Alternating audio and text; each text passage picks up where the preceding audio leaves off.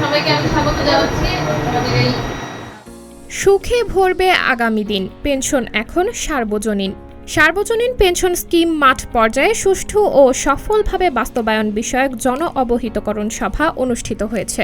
পটুয়াখালীর দশমিনায় মঙ্গলবার বেলা 12টায় উপজেলা পরিষদ কনফারেন্স রুমে এই সার্বজনীন পেনশন স্কিম মাঠ পর্যায়ে সুষ্ঠু ও সফলভাবে বাস্তবায়ন বিষয়ক জন অবহিতকরণ সভা অনুষ্ঠিত হয়।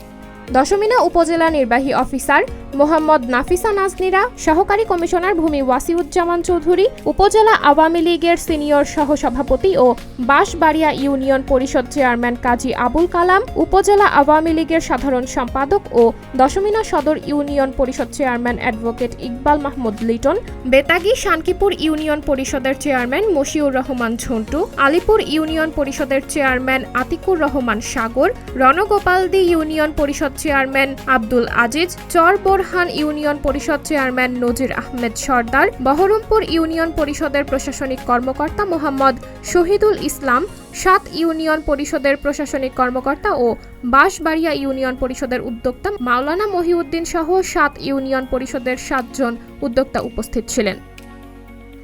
সাবরিনা জলিল, সবার কথা।